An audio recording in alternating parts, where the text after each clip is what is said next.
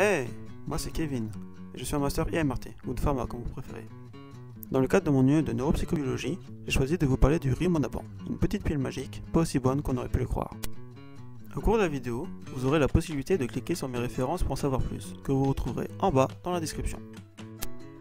Le Rimonabant est une molécule réputée pour aider à perdre du poids chez les personnes en surpoids, mais son efficacité est contestée à cause d'un amaigrissement peu important. Cette molécule augmente la sensibilité à l'insuline, ce qui va activer les neurones du noyau arqué. Cela va se traduire par une diminution de l'appétit et une augmentation de la dépense énergétique. D'autres effets ont été étudiés, comme celui permettant d'arrêter de fumer ou de consommer des substances comme la marijuana. Au départ, quelques études cliniques prétendaient qu'il était efficace et sans danger, mais au fil du temps, on s'est aperçu que c'était loin d'être le cas. Son historique est loin d'être glorieux. Autorisé sur le marché européen en 2006 pour le traitement de l'obésité seulement, certains en prenaient pour arrêter de fumer. Le médicament est ensuite commercialisé un an après en France sous le nom d'Acomplia. Il n'a jamais été commercialisé aux États-Unis car les instances ont jugé les informations sur les effets trop peu nombreuses pour prendre le moindre risque. À partir de 2007, des effets indésirables ont été observés entraînant l'interdiction de prescription de médicaments par la FDA aux personnes souffrant de dépression. Milieu 2008, l'Agence française de sécurité sanitaire des produits de santé a publié un bilan de pharmacovigilance faisant ressortir 4 suicides en plus d'un an et plus de 1000 notifications d'effets indésirables pour troubles psychiatriques, neurologiques et digestifs. Alarmés, les agences sanitaires ont interdit sa commercialisation en octobre 2008 et la firme industrielle a arrêté tout processus de développement sur cette molécule. Aujourd'hui, on peut encore trouver ce médicament illégalement sur internet, sans ordonnance, ce qui est bien sûr très déconseillé. Vous pourrez y retrouver des contrefaçons pas toujours fidèles à la molécule d'origine. Vous rêviez de connaître sa formule chimique? La voici. 22 atomes de carbone, 21 d'hydrogène, 3 de chlore, 4 de nitrate et 1 d'oxygène. Voyons voir maintenant son mécanisme d'action. Le Rimonabant est un antagoniste sélectif de récepteurs cannabinoïdes de type 1, appelé CB1. Cela signifie qu'il va prendre la place des molécules cannabinoïdes qui auraient dû se fixer sur le récepteur. En quelque sorte, cette substance présente des effets inverses au cannabis, puisqu'elle provoque une diminution de l'appétit et peut même bloquer les effets psychoactifs de cette drogue. Ce mécanisme a lieu dans les régions impliquées dans les émotions, hippocampe, amygdale, cortex préfrontal, noyau accumbens, hypothalamus. Il est aussi périphérique comme les adipocytes, c'est-à-dire la graisse.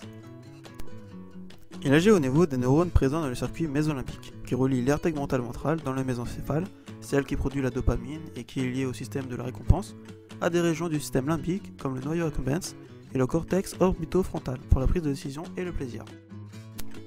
Il agit aussi au niveau des récepteurs kappa aux opiacés, corps, impliqués dans les mécanismes d'addiction, de douleur, de récompense, de l'humeur, de la reconnaissance et de la perception. En dehors des pathologies, corps est retrouvé dans l'hypothalamus, l'amygdale, le locus coeruleus et le noyau accumbens, zone de l'anxiété et de la dépression.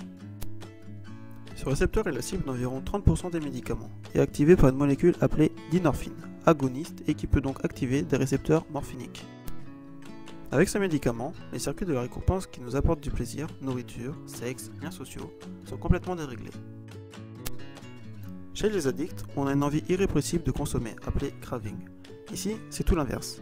La personne n'a plus du tout envie de faire quoi que ce soit, ce qui peut provoquer des troubles psychiatriques comme anxiété, dépression et envie de suicide. Au départ, il peut être la cause d'anxiété, sans conséquences néfastes. On dit que quelque chose est néfaste quand il entraîne une inhibition de l'action. Lorsqu'il y en a, l'anxiété devient angoisse, avec des manifestations comme la sueur, l'accélération du pouls. Ensuite, il peut aggraver les conséquences du stress et bloquer les mécanismes de la peur conditionnée, lorsque c'est un stimulus qui la provoque. Après l'anxiété et l'angoisse, la personne peut se sentir de mauvaise humeur, être irritable, voire même déprimée, accompagnée d'une faible estime de soi et d'une perte de plaisir ou d'intérêt pour tout ce qui était agréable à faire auparavant. Cela a même provoqué des cas de suicide. Ces effets secondaires s'expliquent par l'intervention du principe actif de la pilule sur des récepteurs cérébraux. Bien que le médicament ait été commercialisé, des études concernant les effets secondaires de cette molécule n'ont pas été approfondies, ce qui a en quelque sorte causé le nombre important de complications. Le Rimonabant permet de perdre du poids, certes, mais il existe d'autres alternatives. Un tas de youtubeurs pourront vous aider gratuitement à trouver un rythme de vie qui vous correspond. Et si vous avez besoin de conseils plus personnalisés, des diététiciens et coachs sportifs pourront vous aider à atteindre votre objectif. Quelle que soit votre idée de la perfection, vous n'en serez que plus fier si vous réussissez à l'atteindre par vous-même.